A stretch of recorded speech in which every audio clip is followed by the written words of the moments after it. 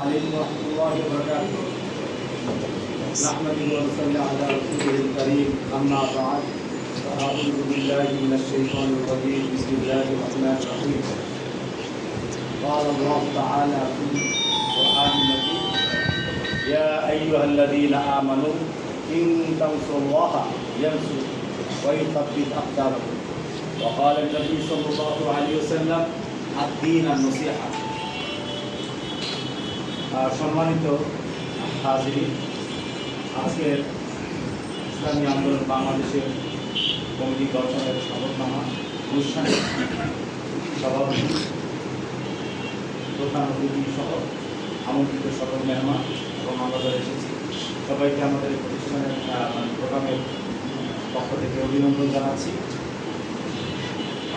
আর যে বিষয়ে আলোচনার জন্য নিয়োগ করেছি, আমি একটি কোরআনের আয়াত তেলাওয়াত করেছি এবং একটি হাদিস পাঠ করেছি। তো সরাসরি কোরআনের আয়াত অর্থ পড়ে শোনাবো। আল্লাহ তাআলা বলছেন, হে মুমিনগণ, তুমি বান্দা যদি আমি আল্লাহকে সাহায্য করো, আমি আল্লাহ তোমাকে সাহায্য করবো।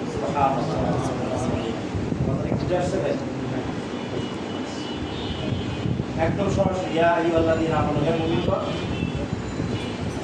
ইন তানসুরুল্লাহ, যদি তুমি আল্লাহকে সাহায্য করো, আল্লাহ তোমাকে সাহায্য করবে। ঠিক আছে না ইনশাআল্লাহ? ওয়াই সাব্বিত আকদামাকুম, আল্লাহ তাআলা পরামর্শ বলেন তোমাদের অবস্থানকে সুদৃঢ় করে দিবেন। তো আলহামদুলিল্লাহ, আমরা পৃথিবীতে আল্লাহ তাআলার সাহায্য পাইতে চাই কিনা বলেন? কে কে চাই? দেখি তো হাত তুলে দেখি।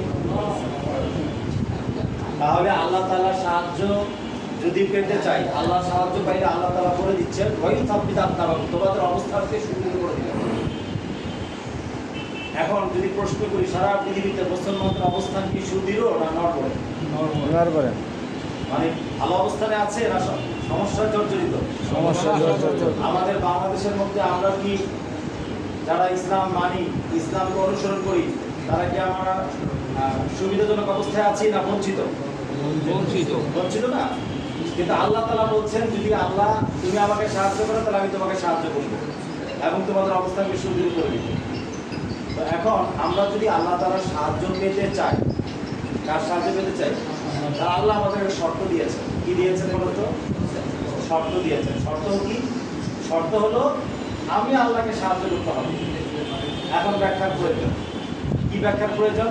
যে আল্লাহকে আমরা কিভাবে সাহায্য করবো? প্রশ্ন আসে না? এই মহান আল্লাহ তাআলা, এই মহান আসমান জমিন, এই সমস্ত মাখলুকাত আল্লাহ তাআলা তৈরি করেছেন, জান্নাত জাহান্নাম সারা পৃথিবীকে আল্লাহ তাআলা পরিচালনা করছেন। আমি আল্লাহকে কি সাহায্য করতে পারি? প্রশ্ন আসে কিনা? দেখেন, আল্লাহ তাআলা আমরা এই দুর্বল বান্দাদেরকে আল্লাহর সাহায্যকারী হওয়ার তৌফিক দান করেছেন। সবাই বলে সুবহানাল্লাহ। আল্লাহ তাআলা আমাদেরকে তার সাহায্যকারী বানাচ্ছেন। কিভাবে বানাবেন? তাফসীরের কিতাবের মধ্যে আসছে, আল্লাহকে সাহায্য করার অর্থ হলো আল্লাহর দ্বীনকে সাহায্য করা। সবাই বলে সুবহানাল্লাহ। আল্লাহকে সাহায্য করার অর্থ কি? আল্লাহর দ্বীনকে সাহায্য করা। এখন আল্লাহকে আমরা কখনো খাবার দিয়ে, শক্তি দিয়ে, কোনো কিছু দিয়ে সাহায্য করার মতো কোনো এবিলিটি আছে? আল্লাহর কোনো কিছু দরকার আছে? কুল হুয়াল্লাহু আহাদ লাম ইয়ালিদ ওয়া লাম ইউলাদ ওয়া লাম ইয়াকুল লাহু কুফুয়ান আহাদ। আল্লাহ হলো এক, সে কারো থেকে জন্ম নেননি, কাউকে জন্ম দেননি, এবং পৃথিবীতে সারা পৃথিবীর বাইরে ভিতরে কোনো কিছুই তার সমকক্ষ নয়। তবে আল্লাহকে তো সাহায্য করার কোনো অপশনই নেই। আছে, কিন্তু আল্লাহর দ্বীনের সাহায্য করলে আল্লাহ সাহায্যকারী হতে পারবো। সবাই বলেন সুবহানাল্লাহ। এখন একটা কথা আমার যদি বুঝে আসে আপনাদের, তাহলে বলেন আমার সাথে, তাহলে আমরা পৃথিবীর কোনো মানুষকে ভালো রাখতে পারবো না আল্লাহ যদি সাহায্য না করেন? মানে আল্লাহ সাহায্য করেন, আল্লাহ সাহায্য ছাড়া কেউ ভালো থাকতে পারবে না। পৃথিবীর মহাপরাক্রমী শক্তিশালী হয়ে গেলেও সে ভালো থাকতে পারবে না। কারণ শান্তি আর বড় ক্ষমতা, টাকা পরে থাকা এক জিনিস কি না দুই জিনিস? দুই জিনিস। আচ্ছা, তো এখন আমরা যদি পৃথিবীর সব মানুষকে ভালো রাখতে চাই আর আমি নিজে ভালো থাকতে চাই, তাহলে কোনো আয়াত যদি বুঝে থাকি, তাহলে আমাদেরকে আল্লাহর সাহায্যকারী হতে হবে। এছাড়া কোনো অপশন নাই। কারণ আল্লাহ তাআলা বলেছেন, তুমি যদি আমার সাহায্যকারী হও তাহলে আমি তোমাকে সাহায্য করবো। এখন আল্লাহর সাহায্যকারী অর্থ কয়টা বলেছি? তিনটা। বলে আমাদের কয়টা?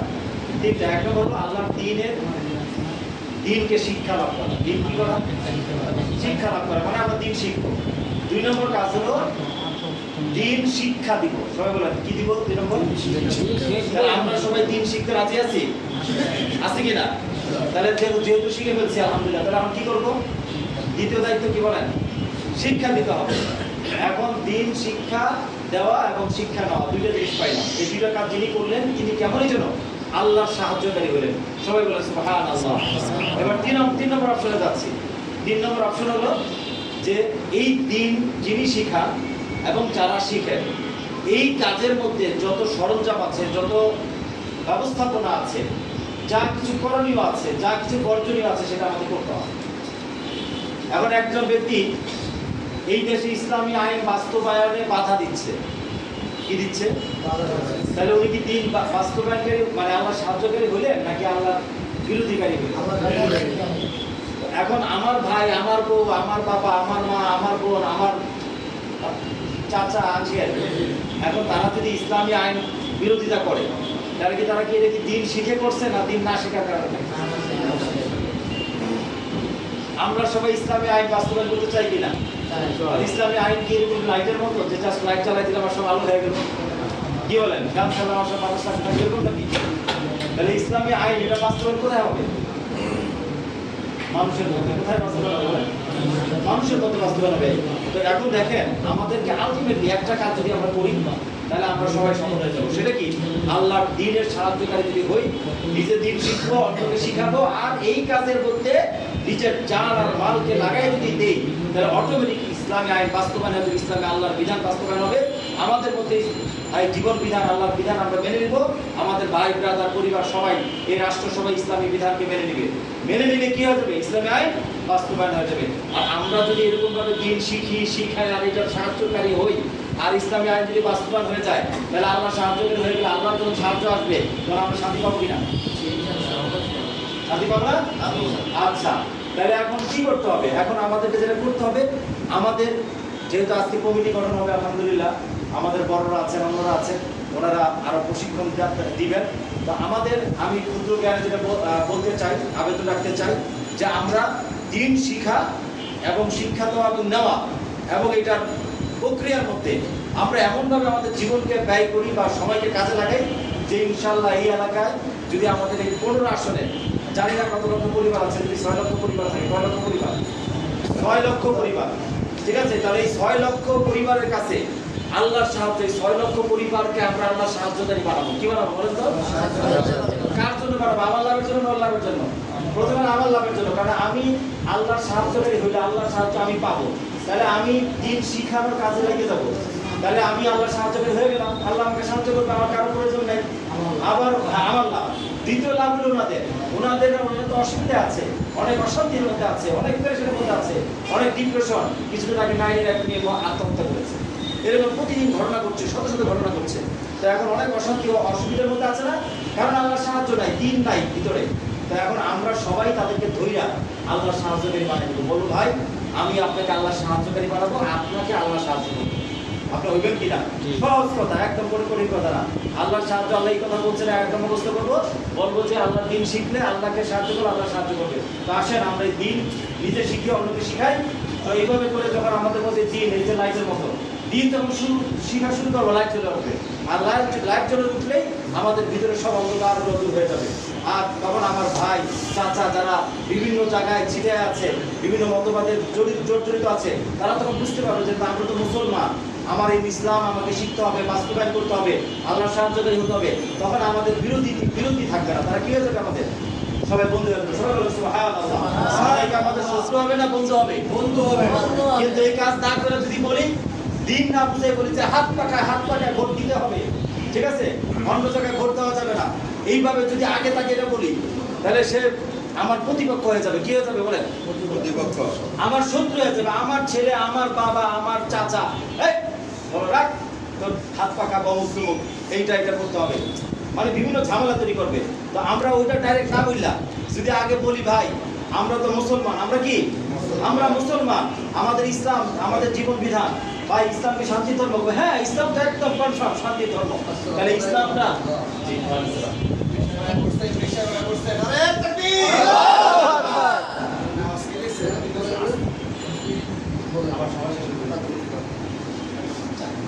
চাকরি। এবার যে কথা বলছিলাম, তো আমরা যদি তাদেরকে আল্লাহ বলেছেন আল্লাহর পথে ডাকতে হবে, কিসের মাধ্যমে?